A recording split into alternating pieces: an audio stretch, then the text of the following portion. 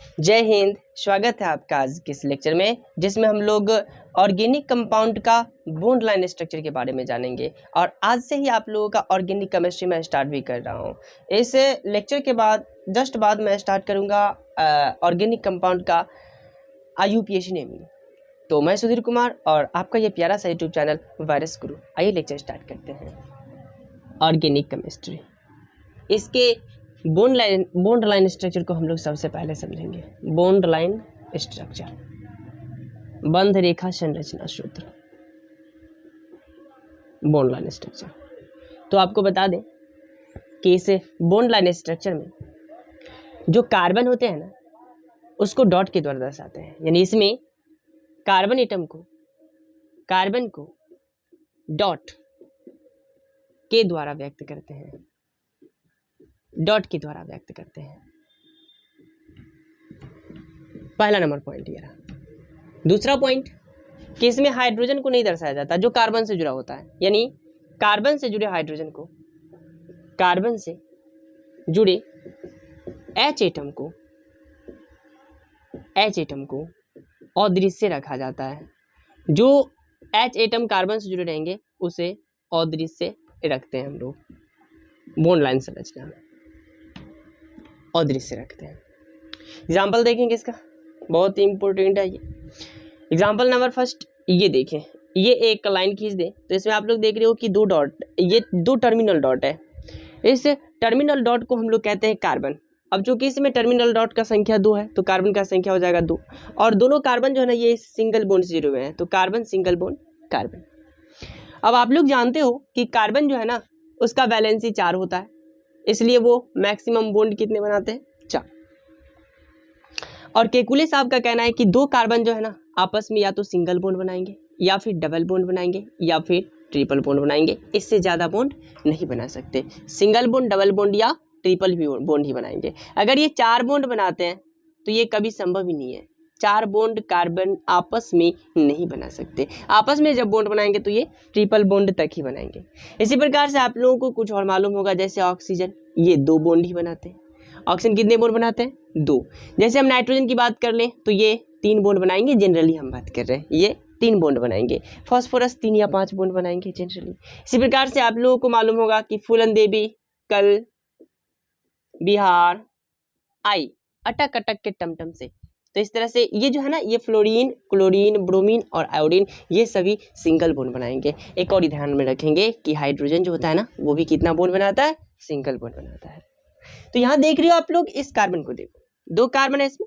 ये कार्बन अभी कितने बॉन्ड बना रहे हैं, सिर्फ और सिर्फ 1 बॉन्ड बना रहे हैं, जो कि इस बगल वाले कार्बन के साथ बना रहे हैं। अब 3 बॉन्ड इसका खाली है तो 3 बॉन्ड को कंप्लीट करना पड़ेगा। अब सेकेंड पॉइंट को देखो, कार्बन से जुड़े H एटम को अदृश्य रखते हैं। तो इसमें देखो 1 बॉन्ड कंप्लीट है, 3 खाली है, इसका मतलब 3 हाइड्रोजन अदृश्य है जो इसके साथ जुड़े रहने चाहिए। तो ये 3 हाइड्रोजन जुड़ करके इसका बॉन्ड कंप्लीट करता है। इस कार्बन ने भी 1 बॉन्ड बना रखा है, इसका भी 3 बॉन्ड कंप्लीट होने चाहिए जो कि हाइड्रोजन से होंगे। तो इस तरह से इसका स्ट्रक्चर बना सकते हैं आप। इसमें आप लोग ये जो सूत्र है इसको हम लोग कहते हैं कंप्लीट स्ट्रक्चरल फार्मूला। कंप्लीट, यह है complete structural formula, complete structure formula है। अब इसको आप लोग ये इस तरह से भी व्यक्त कर सकते हो, कार्बन के साथ 3 हाइड्रोजन है तो हाइड्रोजन को बॉन्ड से न दर्शाएं तो CH3 लिखेंगे। उसके बाद सिंगल बॉन्ड दर्शा दें, फिर कार्बन कार्बन के बीच का, फिर कार्बन और इसके साथ जो 3 हाइड्रोजन उसको बॉन्ड से न दर्शाएं। तो इसको हम लोग कहते हैं कंडेंस्ड स्ट्रक्चरल फार्मूला। इसको कहते हैं संघनित संरचना सूत्र ऑर्गेनिक कंपाउंड का। ये है condensed structural formula, condensed structural formula है ये, है ना। और भी एग्जांपल देखेंगे आप लोग। और एक और फार्मूला होता है जो कि आप लोगों को मालूम होगा, वो है त्रिविमीय सूत्र ऑर्गेनिक कंपाउंड का। जिस तरह से आप लोग देख ले कि जैसे इसी को दर्शाना ना, चलो इसको ये दर्शाते थे। ये कार्बन रहा, ये पूर्ण रेखा है। पूर्ण रेखा जो होता है ना वो कागज के तल पर होता है, ये आप लोगों को मालूम है। पूर्ण रेखा जो होता है ये इस तरह से दर्शा दे, पूर्ण रेखा कागज के तल पर होता है। एक होता है सॉलिड लाइन। सॉलिड लाइन जो होता है ना वो दर्शक की ओर होते हैं। जैसे हम स्ट्रक्चर बना रहे हैं तो सॉलिड लाइन जो है वो हमारी तरफ होंगे, इससे जुड़ा हुआ जो भी एटम होगा वो हमारे तरफ होगा, और एक होता है डॉट लाइन जो कि दर्शक से दूर होता है। जैसे यहाँ पर हाइड्रोजन जोड़ दें तो ये हाइड्रोजन जो है ना वो दर्शक से दूर रहेगा, ये दर्शक की ओर रहेंगे, और ये दोनों लाइन जो है ये रहेंगे कागज के तल पर। इसको कहते हैं 3D structural formula. 3D structural formula इसको कहते हैं, है ना। और ये रहा बॉन्ड लाइन स्ट्रक्चर पहला वाला।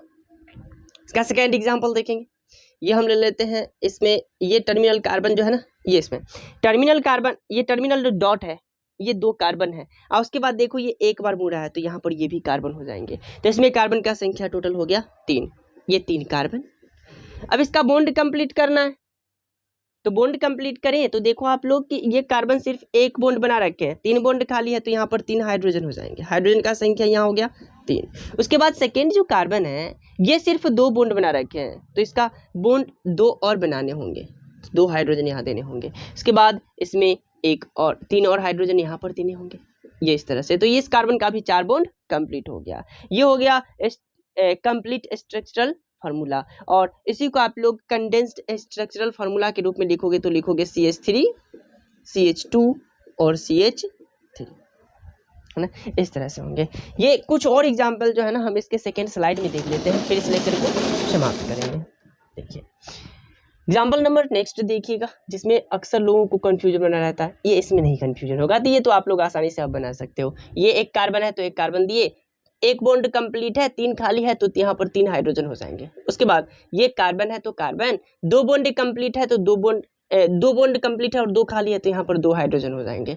उसके बाद सिंगल बॉन्ड के साथ ये कार्बन, तो कार्बन और इसका 2 बॉन्ड कंप्लीट, 2 खाली है तो यहाँ पर 2 हाइड्रोजन हो जाएंगे। फिर आगे ये कार्बन, इसका 1 बॉन्ड कंप्लीट है, 3 खाली है तो यहाँ पर हो जाएगा कार्बन के साथ 3 हाइड्रोजन। इस तरह से बना सकते हैं।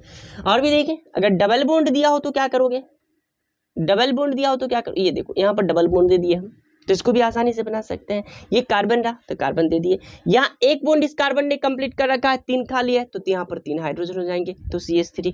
यहाँ देखें ये कार्बन, ये 3 बॉन्ड कंप्लीट कर चुके हैं, 1 2 और ये 3 बॉन्ड कंप्लीट कर चुके हैं, 1 खाली है तो यहाँ पर हाइड्रोजन का संख्या हो जाएगा 1।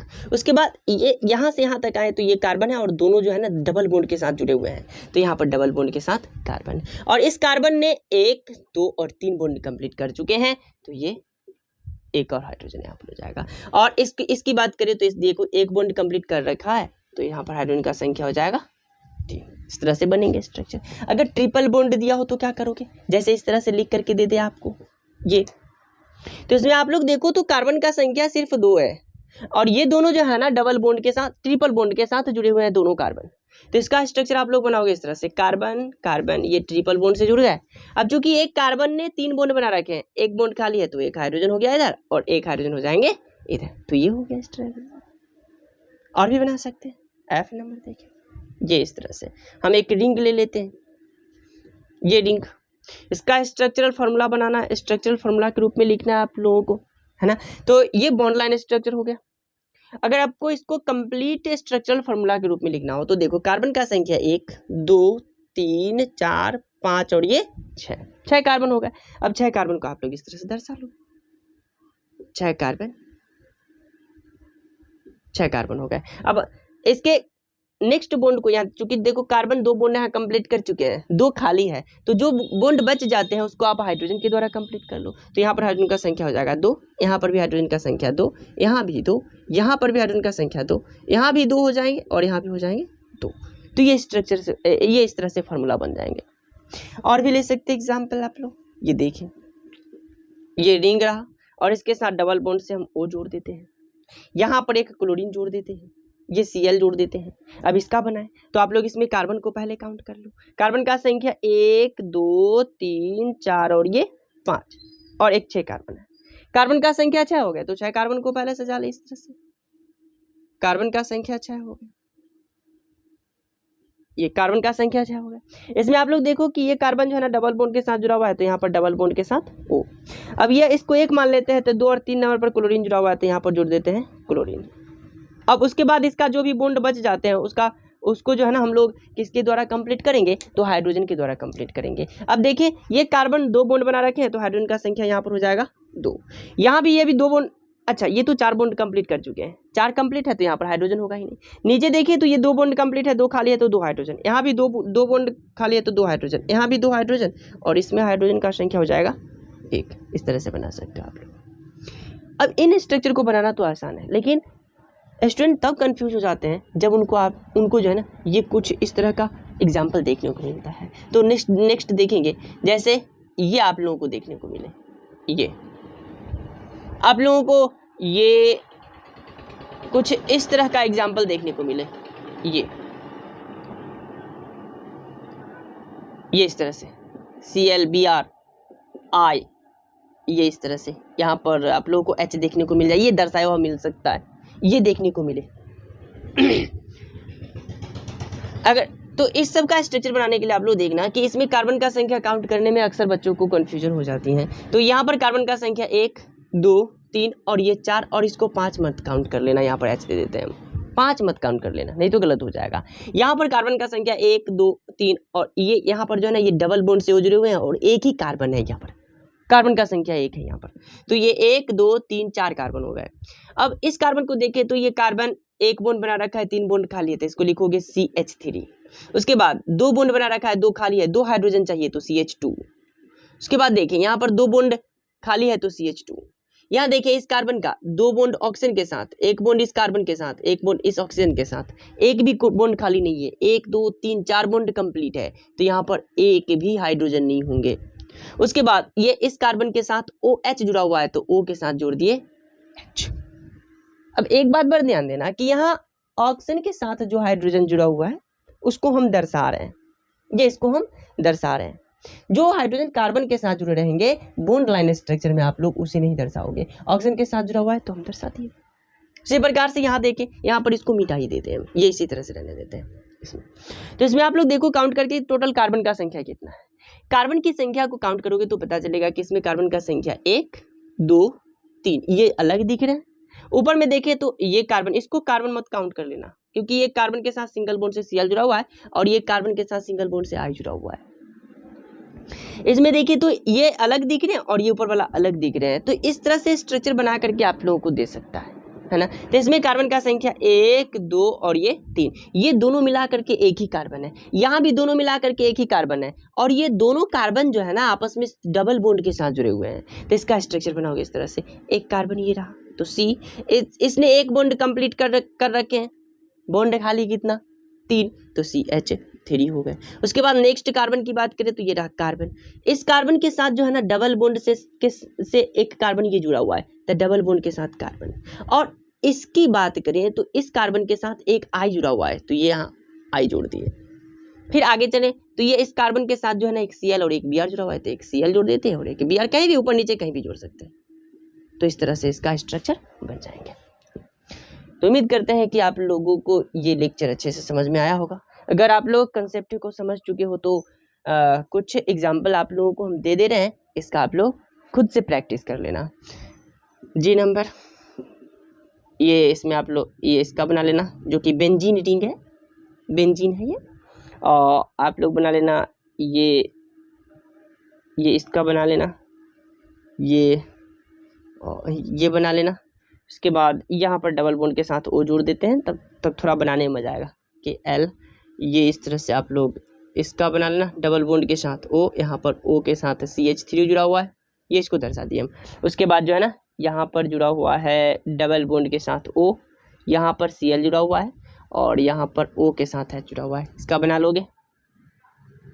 कुछ और बना के देख लेना, ये इस तरह से यहाँ पर डबल बॉन्ड और यहाँ पर ट्रिपल बॉन्ड है, यहाँ पर Br जुड़ा हुआ है, यहाँ पर Cl जुड़ा हुआ है। तो ये सब आप लोग बना करके देख लोगे, तब अगर ये आपसे बन जाते हैं तो समझ लो कि बॉन्ड लाइन स्ट्रक्चर आपका कंप्लीट हो गया। फिर आगे के कंसेप्ट को आप आसानी से समझ पाओगे, यानी ऑर्गेनिक केमिस्ट्री को समझ पाओगे, है ना। तो यहीं पर इस लेक्चर को समाप्त करते हैं और मिलते हैं अगले लेक्चर में ऑर्गेनिक कंपाउंड के नोमेनक्लेचर के साथ। तब तक पढ़ते रहें।